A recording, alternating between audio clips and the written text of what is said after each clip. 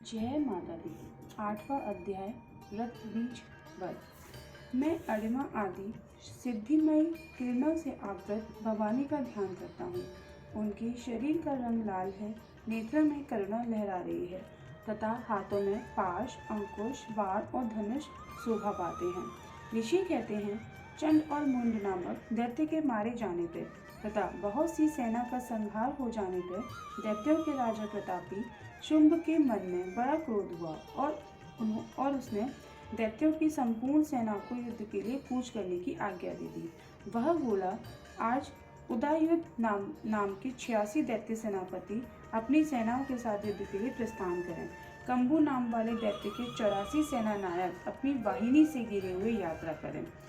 50 कोटि वीर्य कुल के और 100 धूम्र कुल से असुर सेनापति मेरी आज्ञा से सेना सहित कूच करें। कालक, द्रोहद, मौर्य और काल के असुर भी युद्ध के लिए तैयार हों और मेरी आज्ञा से तुरंत प्रस्थान करें। भयानक शासन करने वाले असुराज शुंभ इस प्रकार आज्ञा दे शस्त्रों बड़ी बड़ी सेनाओं के साथ युद्ध के लिए प्रस्थित हुए। उनकी अत्यंत भयंकर सेना आदि देख के चंडिका ने अपने धनुष की टंकार से पृथ्वी और आकाश के बीच का भाग बुझा दिया। राजन, तदंतर देवी के सिंह भी बड़े जोर जोर से दहाड़ना आरंभ किया। फिर अंबिका ने घंटे के शब्द से उस ध्वनि को और भी बढ़ा दिया। धनुष की टंकार, सिंह की दहाड़ और घंटे की ध्वनि से संपूर्ण दिशाएं गूंज उठी। उस भयंकर शब्द से काली ने अपने विकराल मुंह को और भी बड़ा कर लिया और वो इस प्रकार से विजयनी हुई। उस तुमुल नाद को सुनकर दैत्यों की सेना चारों ओर से आकर चंडिका देवी, सिंह तथा काली देवी को क्रोधपूर्वक घेर लिया। राजन, इसी बीच में असुरों के विनाश तथा देवताओं के अवुद्ध के लिए ब्रह्मा, शिव, कार्तिकेय, विष्णु तथा इंद्र आदि देवों की शक्तियां जो अत्यंत पराक्रम तथा बल से संपन्न थी, उनके शरीर से निकलकर उन्हीं के रूप में चंडिका देवी के पास गईं। जिस देवता का जैसा रूप था, जैसी वेशभूषा और जैसा वाहन था, ठीक वैसे ही साधनों से संपन्न हो उसकी शक्ति असुरों से युद्ध करने के लिए आई। सबसे पहले हंसयुक्त विमान पर बैठी हुई अक्षय सूत्र और कमंडलों से सुशोभित ब्रह्मा जी की शक्ति उपस्थित हुई, जिन्हें ब्रह्माणी कहते हैं। महादेव जी की शक्ति वृषभ पर आरूढ़ हो, हाथों में श्रेष्ठ त्रिशूल धारण किए, महानाग का कंकड़ पहने, मस्तक में चंद्र रेखा से विभूषित हो वहां पहुंची। कार्तिकेय जी की शक्ति रूप जगदम्बिका का उन्हीं का रूप धारण किए हुए श्रेष्ठ मयूर पर आरूढ़ हो, हाथ में शक्ति लिए दैत्यों से युद्ध करने के लिए आए। इसी प्रकार भगवान विष्णु की शक्ति गरुड़ पर विराजमान हो, शंख, चक्र, गदा, शाण, धनुष तथा खड़ग हाथों में लिए वहां आई। अनुपम यज्ञवाराह का रूप धारण करने वाली श्री हरि की जो शक्ति है, वह भी वाराह शरीर धारण करके वहां पर उपस्थित हुई। नरसिंह शक्ति भी नरसिंह की समान शरीर धारण करके वहां पर आई। उनकी गर्दन के बालों के झटकने से आकाश में तारे बिखर पड़ते थे। इसी प्रकार इंद्र की शक्ति ब्रज हाथ में लिए गजराज ऐरावत पर बैठकर आई। उसके भी सहस्त्र नेत्र थे। इंद्र का जैसा रूप था वैसा ही उसका भी था। तदंतर उन देव शक्तियों से घिरे हुए महादेव जी ने चंडिका से कहा, मेरी प्रसन्नता के लिए तुम शीघ्र ही इन असुरों का संहार करो। तब देवी के शरीर से अत्यंत भयानक और परम उग्र चंडिका शक्ति प्रकट हुई, जो सैकड़ों गिदड़ियों की भांति आवाज करने वाली थी। उस अपराजिता देवी ने धूमिल जटा वाले महादेव जी से कहा, भगवान, आप शुंभ निशुंभ के पास दूत बन के जाइए और उन अत्यंत गर्वीले दानव शुंभ एवं निशुंभ दोनों से कहिए, साथ ही उसके अतिरिक्त भी जो दानव युद्ध के लिए वहां उपस्थित हों, उनको भी यह संदेश दीजिए, दैत्यों, यदि तुम जीवित रहना चाहते हो तो पाताल को लौट जाओ। इंद्र को त्रिलोकी का राज्य मिल जाए और देवता यज्ञ भाग का उपयोग करें। यदि बल के घमंड में आकर तुम युद्ध की अभिलाषा रखते हो तो आओ, मेरी शिवाएं योगिनियां तुम्हारे कच्चे मांस से तृप्त हों। चूंकि उस देवी ने भगवान शिव को दूत के कार्य में नियुक्त किया था, इसीलिए उनको शिवदूती के नाम से संसार में विख्यात हुई। वे महादैत्य भी भगवान शिव के मुंह से वचन सुनकर क्रोध में भर गए और जहाँ कात्यायनी विराजमान थी उस ओर बढ़े। तदंतर वे दैत्य अमर्ष में भरकर पहले ही देवी के ऊपर बाण, शक्ति और सृष्टि आदि अस्त्रों की वृष्टि करने लगे।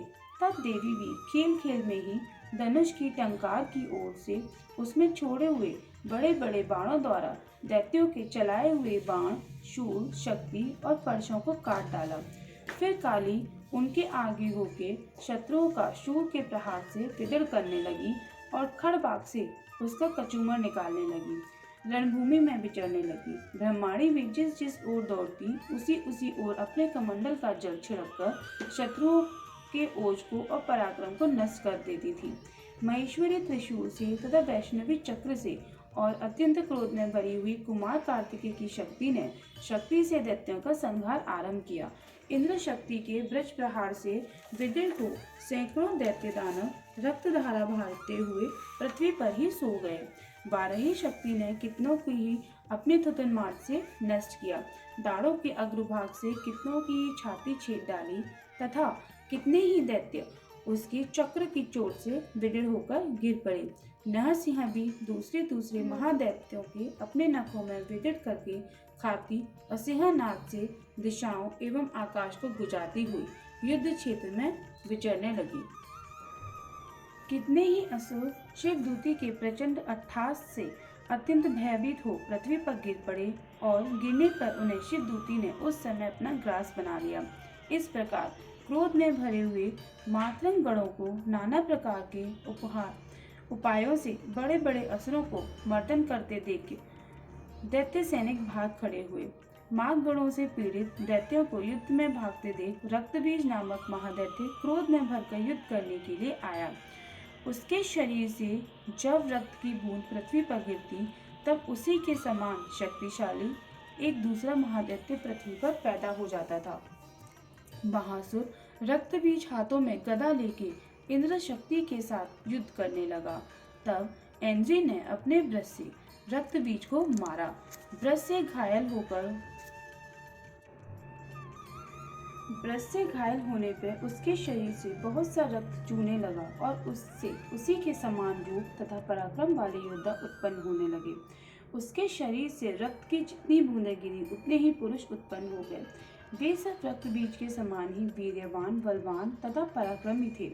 वे रक्त से उत्पन्न होने वाले पुरुष भी अत्यंत भयंकर अस्त्र शस्त्रों का प्रहार करते हुए वहां मातरंग गणों के साथ घोर युद्ध करने लगे।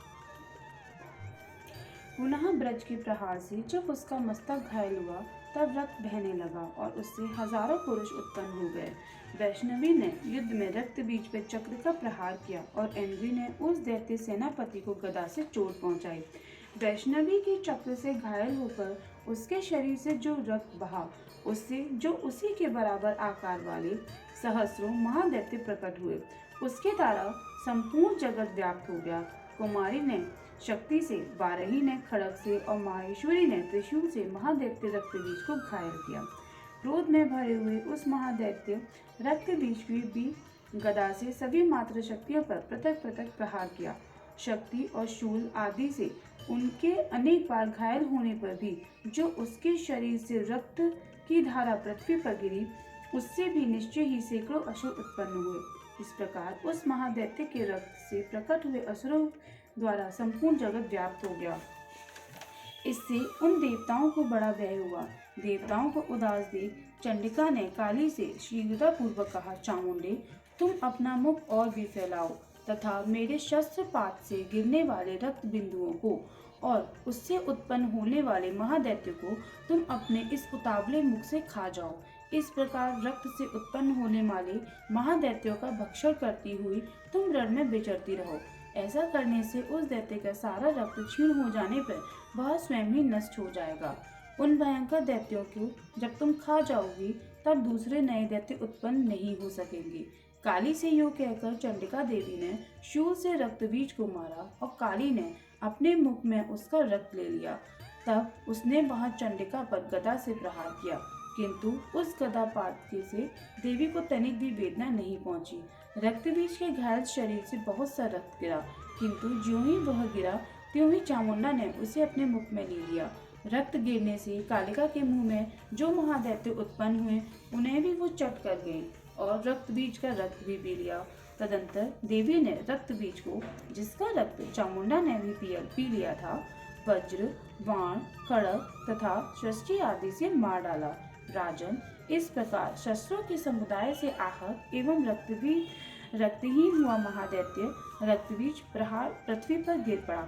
नरेश्वर, इससे देवताओं को अनुपम हर्ष की प्राप्ति हुई और मृतगण उस अश्व के रक्तपान से मदर से उद्दस्त होकर नृत्य करने लगे।